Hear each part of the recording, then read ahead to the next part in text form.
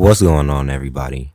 In today's episode, I linked up with my boy Evan, Los Angeles native, and we dug into some very sensitive topics surrounding family dynamics, Los Angeles, and some other very important things. It was very last minute.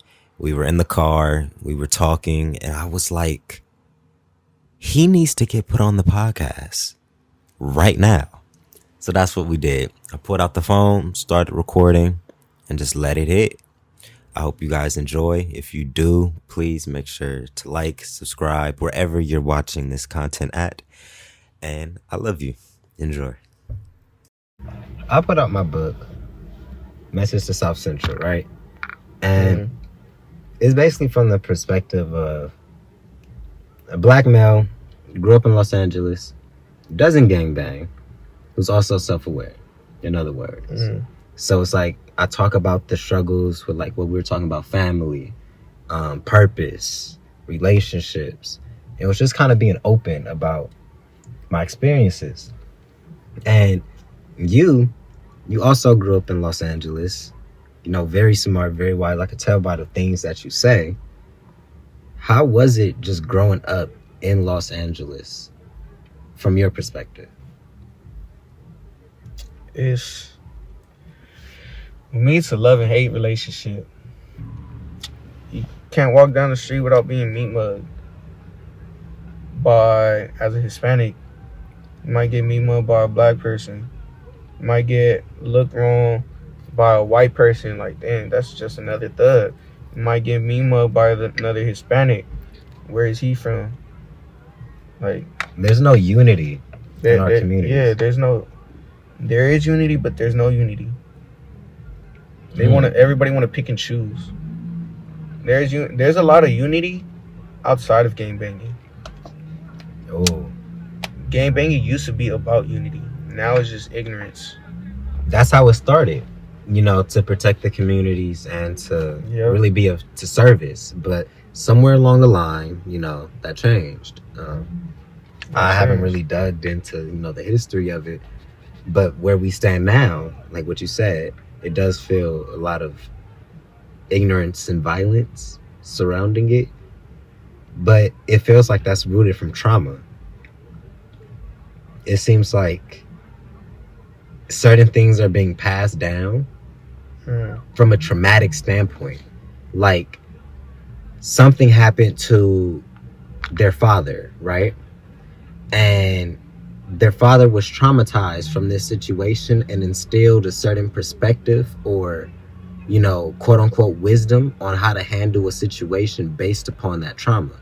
So then they teach their child, this is how you go about this with the intention of protecting them, not realizing that quote unquote protection was rooted in trauma, and then it gets passed down. So then when that child starts interacting in the real world, they're just reacting shit that really wasn't even something that they really wanted to do. It was just unhealed trauma. They reacted to a situation based upon how they were told to react to a situation, not how they really wanted to react to the situation. And that's the problem a lot with LA. They broke up the unity because a bunch of beasts. I don't know how it started, but I don't know how all the beefs started, or maybe I don't know how any of the beefs started, but a lot of the times it's over a misunderstanding. It could be my homie got killed by this gang. We into it now. Somebody was fucking with my bitch from this gang. We into it now. Like, it's little stupid shit. Like, little shit that might break up friendships. It breaks up a whole community. You're right. And there's just ignorance along with it. Like, they forgot their purpose. People forget their purpose in life. They forgot their purpose in the gang. They forgot their purpose. Like, gangs forgot their purpose in general, bro. The family dynamics, I feel like we need to improve our family dynamics in Los Angeles. I feel like we have too many broken households. Yep.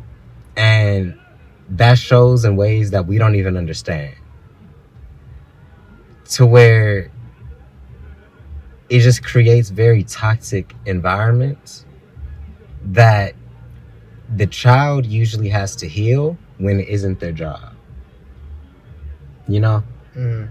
Like, I know a lot of us, we grew up in single mom households. That's a lot of stress, especially if you're a male, because you're the only thing that's close to your mother for her to express those emotions that a man typically would hold, you know? Mm.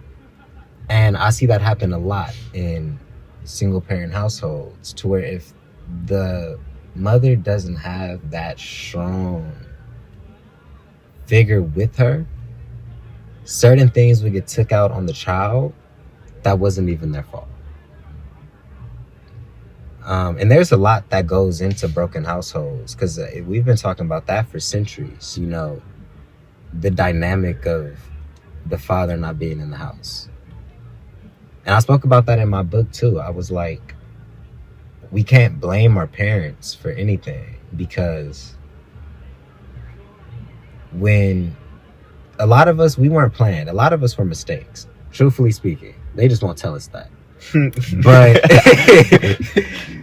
But they accepted us with love. That's the that's the dynamic of it.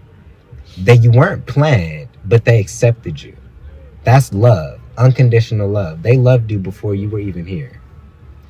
So it's not an issue about love in the household, which I feel like a lot of people get confused when they say that there's problems or bad dynamics within a household.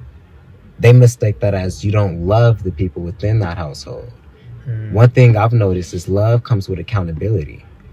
If you love somebody, you also have to be willing to tell that person that what they're doing is not right, and you should probably look at it a little bit differently. And when it comes to our family dynamics, especially our generation, we don't have the courage to actually have those conversations with the adults, because we're new adults. We don't know how to have those type of conversations, because we've never been put in a conversation where we've had to talk about how we grew up with our parents. That's a first. That takes a lot out of, especially a young man, to know how to articulate himself if he hasn't been taught how to articulate himself properly in that type of dynamic.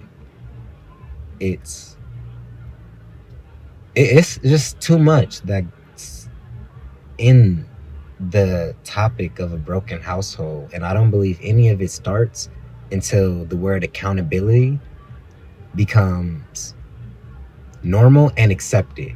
Holding people accountable without them thinking that you hate them. Holding people accountable without you thinking that, you know, you're judging them or you feel some type of way. You can't grow without accountability. That's like ties into what you said with, you know, with women. A lot of them don't like taking accountability.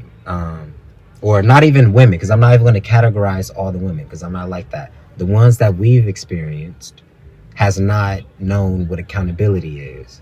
That's our fault for, you know, our selection, you know, for us putting ourselves in a predicament to where we even find somebody like that attractive. It also happens a lot of men too.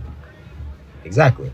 So I'm happy you said that. Explain that. I want you to, you know, dig a little bit deeper into that. Like how do I say, like women, they don't take accountability. Like I said earlier, like they get hurt one time, and then like it's over for all men. I hate all men. Mm-hmm. I hate all men. Like, yeah, you're right. But it happens in men too. Like, might have been young, 12, 13 years old, high school, you know, whenever you might have fallen in love, and then got your heart broke. You hate women, or you might have not been loved by your mother, or a female might have had daddy issues. Like, it all starts at home too. Mm-hmm. That's what I'm saying. Like, it all ties back. It all ties back, because at the end of the day, like, how you're loved most of the time is gonna show how you're gonna love other people. Mm-hmm. Exactly. But there's a lot of broken homes. Like, you might have both parents, but it's still a broken home. They might fight. They might, how do I say, like other broken homes, it might be a one parent household. It might be both parent household, but they fight. Mm-hmm. It might be peaceful, but nobody shows their true feelings. But other households, they show that they love each other, but it might also be broken because when they fight, um how do I explain it? There's this one song that I felt because I forgot who made it. Said wasn't from a broken home, but there was hardly no discussion. Hmm. It's called so like I understand what they're saying. You have a loving family, but let's say my brother, he beats me up. The next hour, we're like, hey, let's go to the store. You feel me? That might cause some trauma to you. Why? Because like you're not gonna learn how to say sorry when you hurt other people. Because if I hurt you, if we fight, we might not we might just fall off. Why? Because you don't like that I did something. I don't like that you did something. We fought, and you want me to come to you and say sorry, but I don't know how to say sorry. I might just want to like hit you up, like the next day, like, hey, yo, like, you wanna go to this place? Like, let's go get something to eat. You're like, nah, like, you just said all this shit, and you slapped me, did whatever. I don't fuck with you no more. Like, you think I'm just gonna like come fuck with you without like holding accountability, without saying sorry, without talking about it? Like, exactly. There's no accountability. So like, let it slide. Like, you just want to let it slide. Like that's not how I'm gonna do things. You feel me? So that's kind of how it is in my household. I fought a lot with my sister, and then we just talking. Like, we just start talking, have a disagreement with my mom. She talking shit for the whole week. Next week, she might like, oh, like, come to church, come do this, come do that. Like, you know, like Hispanic, like, I know it happens a lot of Hispanic households. Your mama might beat the fuck out of you, slap you. Next hour, the way her saying sorry is "venta comer." That means come eat. Like, here's your fucking plate. I don't have to say sorry. Why? Because I'm fucking cooking for you. I'm taking care of you. I don't gotta. I hate that shit. Yeah. Oh my god. I don't have shit to prove to you. I don't have to say sorry to you. Oh my god. I wait for my mom at the grocery store. I'm like, bro, you took forever. You like came to grab one thing. You took a whole hour. You're buying the whole store. Her response is, I waited for you 9 months. Oh my god. Those little comments, that can be a broken household for certain people. It is. That little stuff, it goes a long way. Especially if you're in a predicament where you're not able to move out yet. Exactly. Some people are stuck there, not willingly. It's due to circumstance. Not everybody has the capability to just up and move. You know, everybody says, you know, go get a job, go do this. Yes, granted, but where do you live? Is it California where rent is going to hit you for like $2,000-$3,000? Okay, if you're 20, 18, 19, that may be a little bit difficult for you.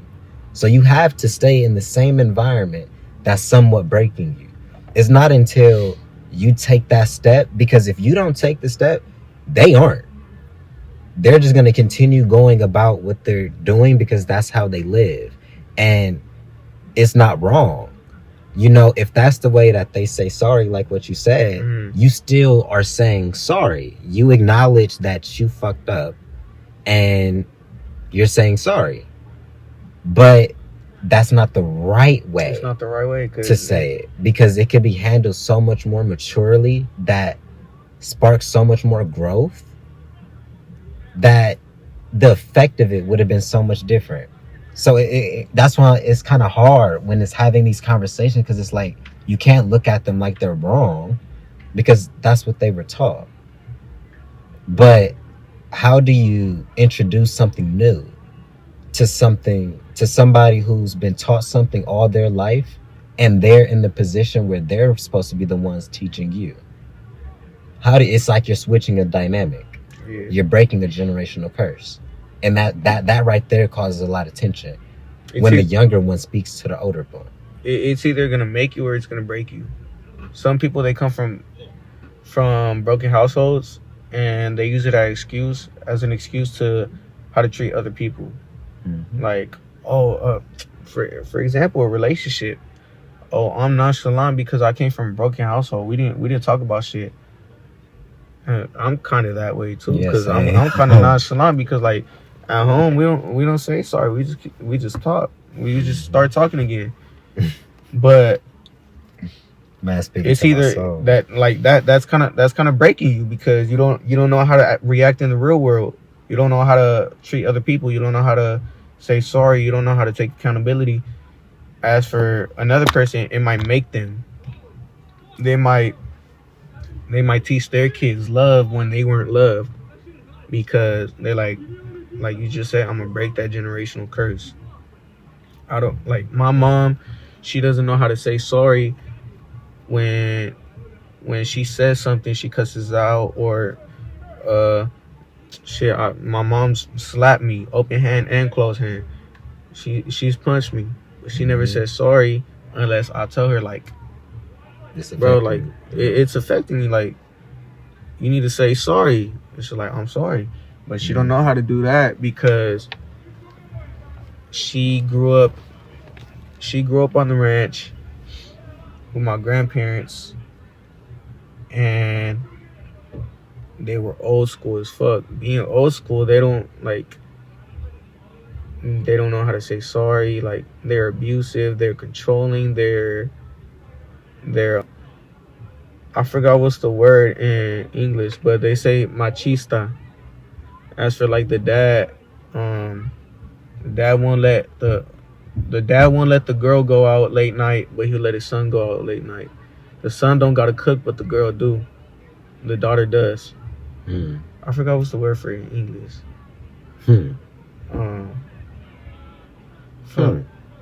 But anyway, like, that's how my mom grew up. She grew up with pure sisters. She had two brothers. One passed away at 1 year old, and the other, he had a mental disability. He passed out. He passed away when I was 8, 7. So she grew up around a lot of, like, mostly females, and shit, they're all dramatic. Best believe that. And they grew up with, like, abusive parents, but the grandkids, they never saw that. All we saw were, like, because they changed. All we saw were shit. My grandpa showed me how to love. My grandma showed me how to love. They fed me. They slid me money like a drug dealer. Here's $20. Don't tell your mom. Like, you know, like, there's nothing like love from the grandparents. Facts. Because the grandparents, they might have fucked their mom up, like, mentally, but they're gonna be there for you. Like, that's my grandbaby. I love my grandbaby. But low key, in the long run, they fucked you up too. Because if you fuck my mom up, that's a reflection of how she's gonna treat me most of the time. But there's people out there like, I'm not gonna treat my kids how my parents treated me. We need to start creating safe spaces in households to where you can talk with a parent or a guardian and have them come from an energy of listening and understanding, rather than combativeness. You're being disrespectful. Judging. I'm the mom. I did this for the, like, okay, I understand, and I never said you didn't do that. And also judging, too. Like, people choose their route because they don't want to go to their parents for advice. They don't want to go to parents for guidance. It's a new generation. our parents grew up in a different generation. They were taught a different way. So there's a new way that's being taught now, and we're scared to go for them to guidance because we're afraid of how they're gonna judge us. Like how we were saying earlier. If you walk by an old head playing rap, they're like, bro, turn that bullshit off. Like my brothers, like, bro, you listen to a bunch of rap, like they're just talking about a bunch of bullshit. But really, like, I relate to some of the music. The music that I listen to, I relate to it because I grew up in LA. You know, there's a lot of gang culture.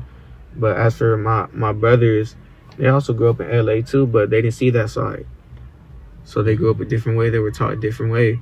As for my brother, like, he might listen to rock, he might listen to other shit, but that's it. My mom grew up in a household where she couldn't have a boyfriend.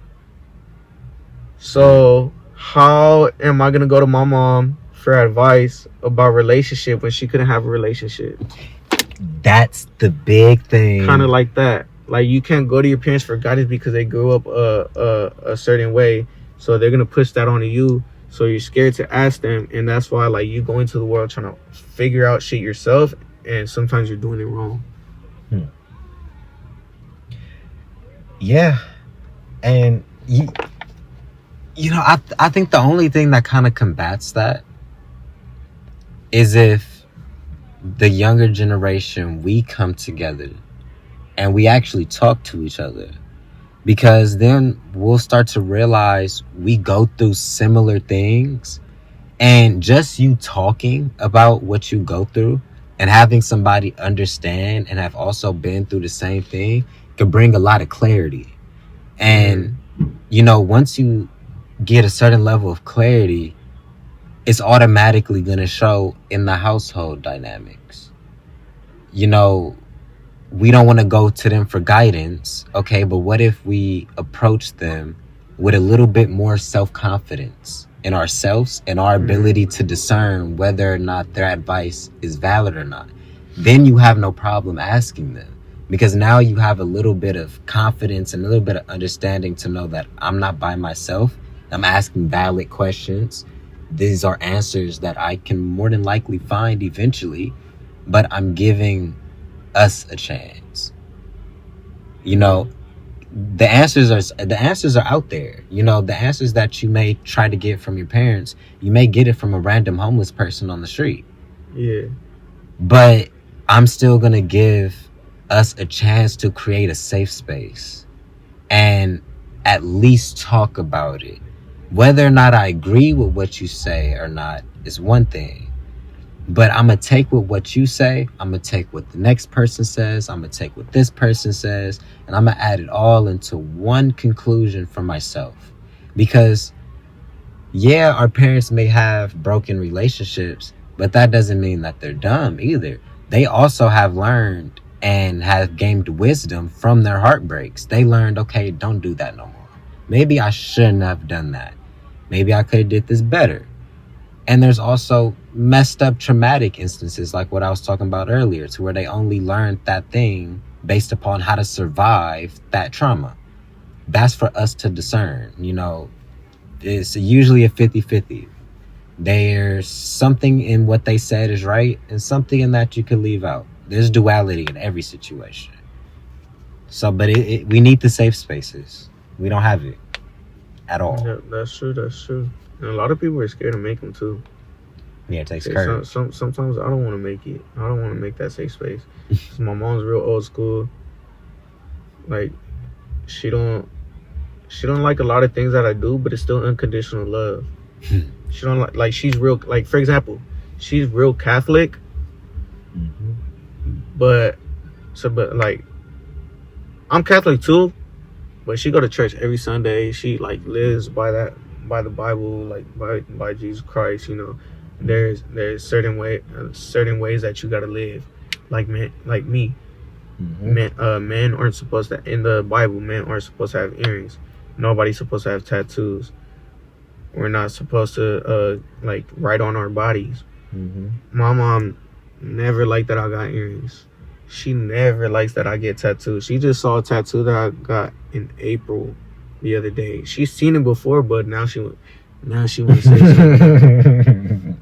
But like that's how I live my life. I like that stuff because I like tattoos because I've always liked art. Mhm. I got earrings. I just got them. Shit, there's not really no reason why I got them. I just like earrings. I got earrings. I like jewelry. My mom, like, she got some jewelry, but she might not like be flashy. She like wearing comfortable Skechers. I like Nikes and Jordans. You feel me? So there's different lives that we're living. So how am I gonna go ask my mom for advice when she lives a whole different life? She lives a whole different life. It's so crazy you're saying that, because I feel like that's why me and my mom butt heads a lot too, because we live two different lives and we stay in two different energies because of it. She's business, 9 to 5. She has like a strict schedule. She has to meet goals and numbers. That's her life. She's in the corporate world. I'm not. I'm more in the entrepreneur, artistic, the arts side of things. So the steps that I would have to take to get to my goal may be a little bit different than the steps that she has to take. And sometimes we don't understand that. But one thing I have noticed is when it comes to our mothers, they're always very intuitive. They, like what you said, it's an unconditional love, to where they may not understand, they may not agree, but usually they say something. It's a gem in something they say that you can take, and it actually really matters. Like, a lot of mothers are intuitive, to where they can sense something in their child. They can tell if their child is about to do something bad or is about to get into something. They can just they can read the energy of their child without them having to say anything. That's just their motherly gift. They can really fill out spaces a little bit better than we can, just off their spiritual connection and their unconditional love. We're not going to run into a lot of women who's going to love us like our mothers do. Nope. So we have to value the things that they're saying, because we know that, yeah, you may be pissed off right now, but I know at the end of the day, you would give your life for me. So there's something in there that you're saying that I could keep, because I know all of it can't be wrong, because some of it has to be rooted in that love. So that's why I'm like, it's just creating that dynamic where it's like a safe space, to where it's like, we may not get along, we may not agree, but we should still be free to talk to each other and not judge. Yeah. And actually grow from it, like understand each other. There shouldn't be barriers because we live different lifestyles. A lot of the times, I don't know what to talk about with my mom. Me either. Everything we talk about, it turns into a speech about God, a lesson or a story. Yeah. Like, I just want to have a regular conversation. I know God is everything. Like, he revolves around the world, or the world revolves around him. But I don't want to talk about that all day. Like, just like you at work every day. You don't want to come home and talk about work. You know? I have a question. This is real shit. When was the last time your mom said, "I'm proud of you"? Shit.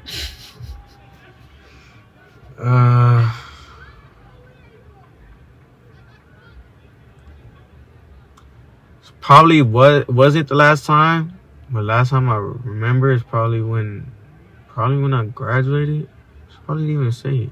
I don't know. It's always, I know it's something like that I accomplished in school, or I might have made some, like, got a good job, or like I might come home like, "Oh, mom, I got a good job. Like, I got promoted. It's like, oh, good job. I'm proud of you." It's never been like an emotional, like an actual, like, I see what you're doing, I'm acknowledging you, I'm very proud of you. It's just been kind of like, oh, okay, that's cool type of energy. Same. Most of the time. I know there's probably a conversation we've had that like I see how you've grown. Mm-hmm. You've grown a lot, and I'm proud of you. There probably was that conversation, but obviously it's not said enough because I can't remember it. And that's exactly. That's a lot in the. It says a lot in the moment, and that's why I asked it, because I noticed happens to a lot of people.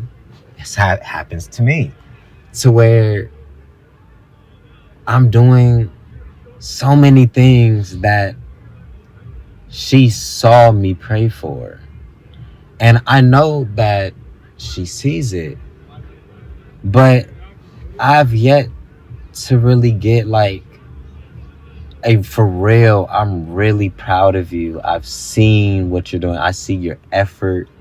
It seems like there's always something more I could do. And that affects in like real life, to where I've told myself too recently, wow, that's why I'm doing stuff like this. We're at the beach right now because I know I need to loosen up, because I'm so embedded in I need to get this done, I need to get this done, I need to get this done, that I don't live life. And I learned that from my mom.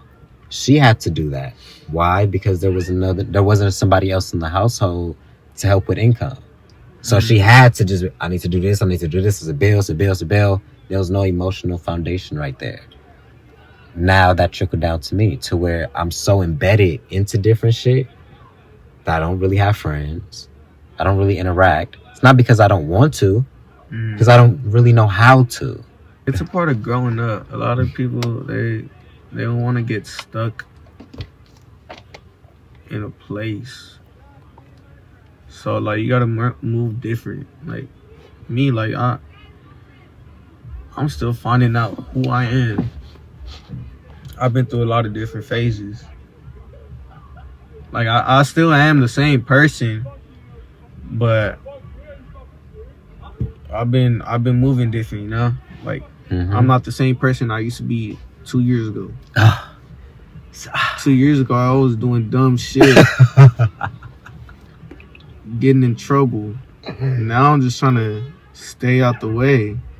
You know, 2 years ago I was ignorant. Had like my mom was calling my phone, blowing my phone up. Now like trying to get closer to my mom, trying to get closer to God, trying to like do better for myself. Like I said earlier, my mom's really religious. She goes to church every Sunday. I'm religious too. I believe in God. I believe in all that, all the saints. Like I'm prideful in that, but I don't like going to church. I don't like hearing people talk for too long. My mind, I have a short attention span. Yeah, I have a short attention span, so I'll doze off. And another thing too, the mass is in Spanish. I speak Spanish, I understand it, but like I just doze off. Like there's certain words I might not know, certain phrases, certain phrases like there might be a phrase in Spanish, like a whole sentence or something, that I might not know what it means, but in English I know what it means. Because in Spanish and English, there's words that have different meanings. One word can have 5 different meanings. Feel me? So yeah, I have a short attention span. It's in Spanish, and like people at church are like, they're judgmental. Catholic people are judgmental. People at church in general, they're judgmental. Oh yeah. Yep, I get everything you're saying, and people don't really understand me when I talk about spirituality and all this type of stuff. I 100% believe in God and everything else. I just don't like what you're saying, the practices and stuff that's tied to it. I have to go to church today. I have to do this, or I'm bad, or I'm sinning. I'm going against something. Like what you said, I have tattoos on my body. Why do I want to listen to somebody tell me that I'm sinning if I have tattoos on my body? The tattoos are already here and I like them. Yep. So I have a problem with what you're saying. I don't have a problem with God, because I know God loves me regardless. I have a problem with you telling me that my tattoos are a problem. But God didn't tell me the tattoos were a problem, because if he did, I wouldn't have got them. So like it's so weird when people start getting into spirituality. They probably think I'll be practicing some crazy shit. I really don't do anything. If people It's know because me, also there's Christianity and there's Catholic. There's two ways to praise God. There's There's probably more ways to praise God. so many. Like I grew up in a like, Christian household. You see the cross literally hanging on my thing. there's one hanging in my car too. My mom put it the day I took her to my aunt's house. They went to TJ. Like I gave my mom a ride one time. She puts like I don't know where she gets these cards, but it's cards of saints and a prayer on the back. She put one in my car and then she put the rosary on my mirror. Yep.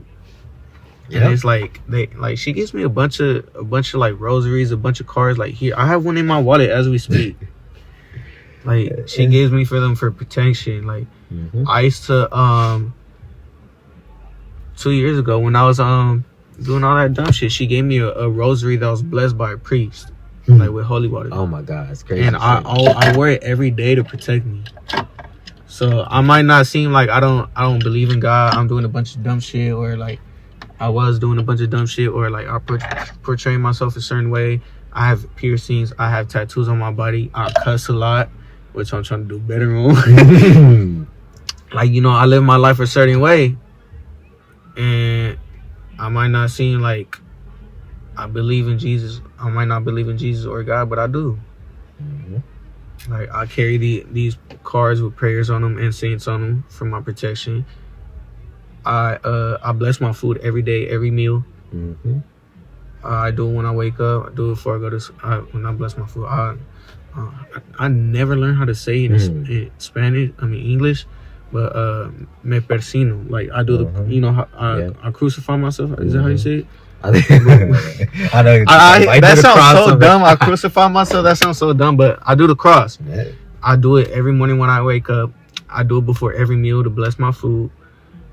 I might not say a prayer, but I you know, like God knows I'm showing love. Like you know, you show love to God, and that's what I do, and people literally get it so mixed up because I'm understanding you on such a level to where it's like I understand everything that's said in Christianity in specific because I grew up in a Christian household. It's just you gotta let God live through you. Exactly. I don't live through the Bible. I live through God.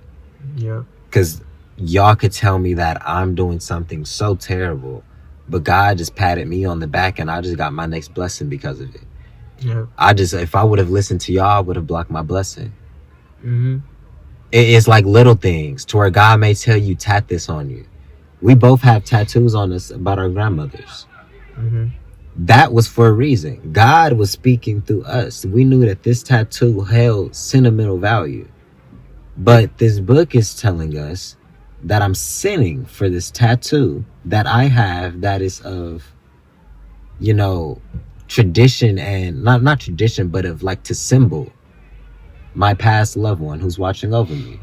It might not. How can you demonize? It's like, you get what I'm saying? It's that's why I disconnect for some reason. It might not even be God telling you to do something. It's just how you show your love, how you show that God lives through you. Like, for example, my mom, she shows that God lives through her because she goes to church every Sunday. She prays. She goes to rosary. She talks about God. She preaches about God, you know. As for me, I like to think that God lives through me by showing love to people, helping people out when they're in need, doing the daily things that I do, like blessing my food and all that. Thanking God. Like I don't thank God. I don't say a prayer. Thank you God for this food today. Like things. Sorry. Like in Thanksgiving, you say thanks. You say grace. Some people say grace before they eat every day. I don't. I just bless my food because I'm thankful for it. And I'm hungry. I don't want to wait. I don't want to say a whole prayer. I have a fast metabolism. I Same, eat a bro. lot. I eat So, the like, whole yeah, fucking like, city. Even like as for these tattoo from my grandma, my mom might say it's a sin. Like that's not how you're supposed to show your love. But this is how I'm showing my love. I like to think God lives through me by, like, if a homeless man needs $5, I'll give him some. I might not give him $5, but I'll give him some food. Bro, As for a person that might go to church every day, she's like, oh, he's just gonna use it for drugs. That's why I say church is judgmental. Facts. Oh my God, I've done gave my last dollars out of my wallet, knowing I'm dead broke too, knowing I probably need this money, and gave it to somebody that I know you probably are about to go get high with this. Yep. But what if you used the change and that bought you a honey bun? Man, I didn't even know. You only needed 50 cents of the whole $5 that I gave you to feed yourself. It's like little thing. I've literally pulled over on the side of the street. I've had things of water in my trunk. Gave a homeless dude literally a whole suit of waters, basically. Like, just started handing it to him, like bringing it to his cart, everything. It looked like it doesn't look like he was some sophisticated homeless person, like how people want to help the ones who look nice and look like they're all wise and shit. It looked like he was really just going through it and he didn't give a fuck. But something in my spirit told me he needed that water in my trunk more than I did. So I gave it to him. And that's my way of showing grace to God too. Because if the roles was reversed, if somebody had a whole bunch of water sitting in their trunk and I was dead thirsty, I would hope God spoke through them and told them to give me the water. Yeah. That's my way of showing, like, God, I see you. I know this person needs help. Thankful. Thank you.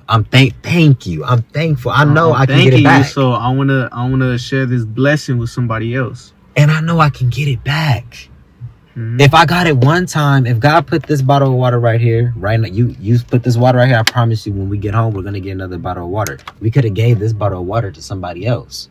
But if I was so attached to it, this is the only bottle of water I'm going to have until I get home, that was probably the only bottle of water that person was going to have for the next 3 days. We don't put other people before ourselves, which is kind of fucked up, but it's not, because in order for you to get ahead almost and kind of heal yourself, you have to put yourself before other people in a way, because you can't heal anybody else before you heal yourself.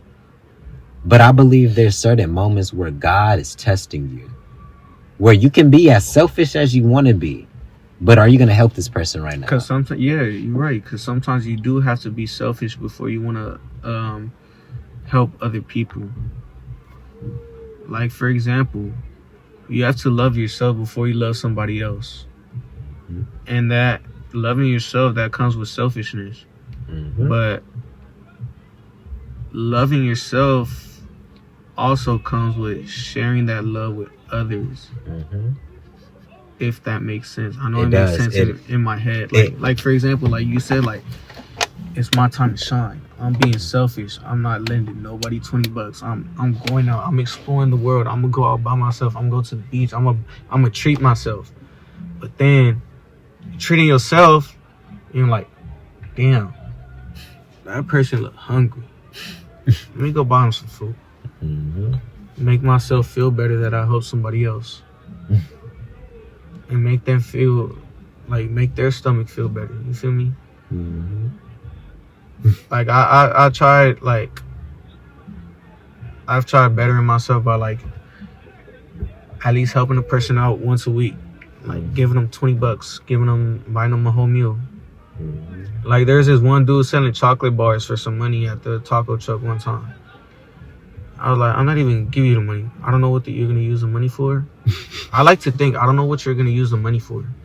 Because he looked like a LA kid. He might buy some weed. He might buy some shit. Might buy some other drugs or some alcohol. I don't know.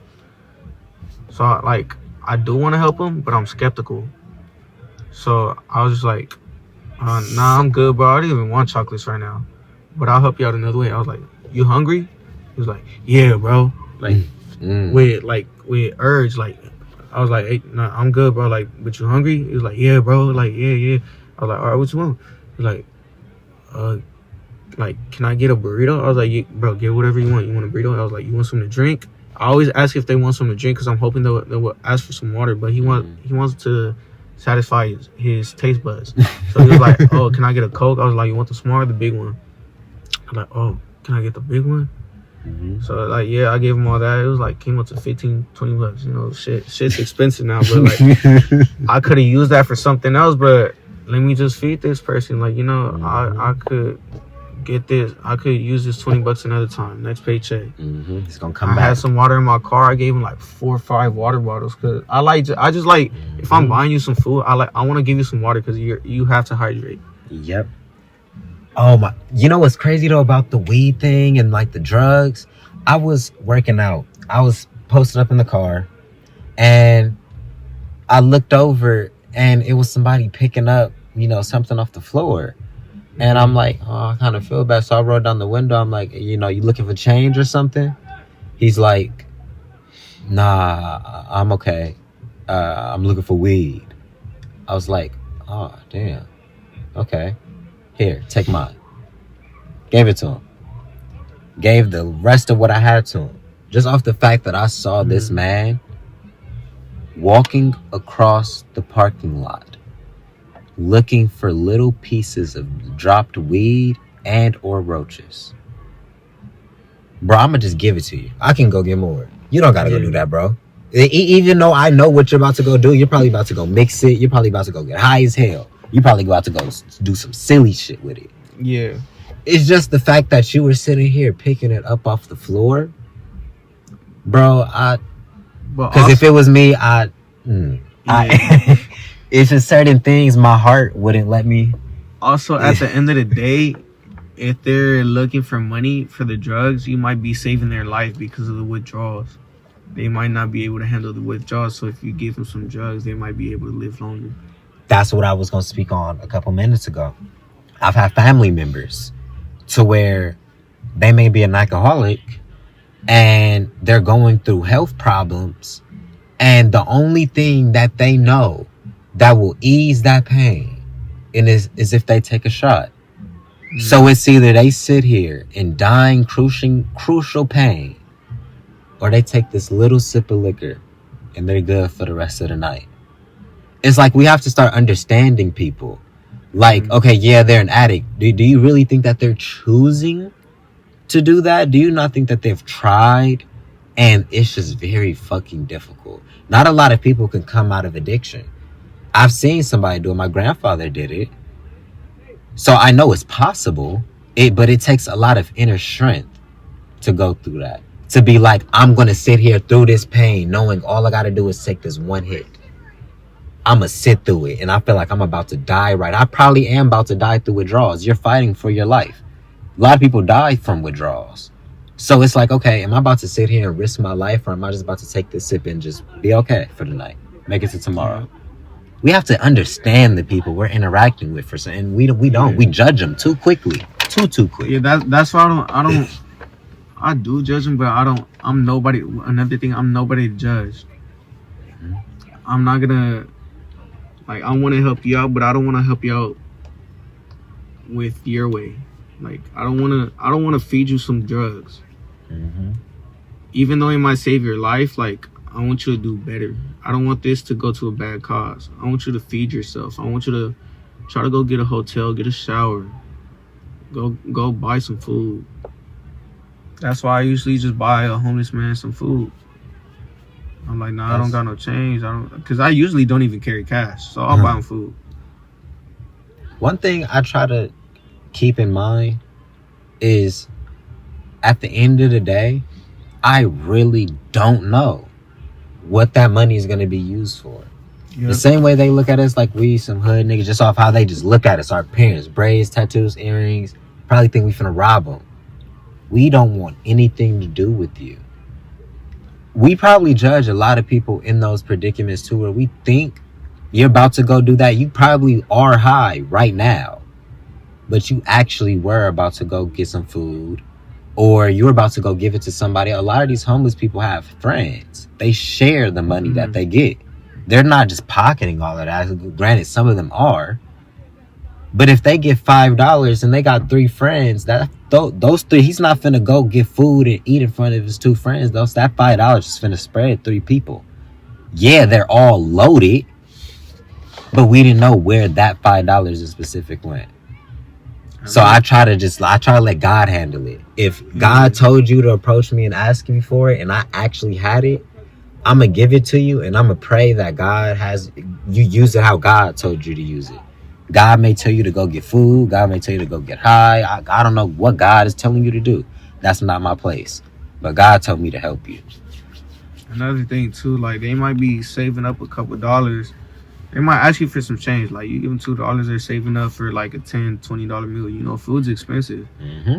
So why am I just gonna slow that process if you're actually gonna use that money for some food? I'm just asking if you're hungry, I'll buy you some.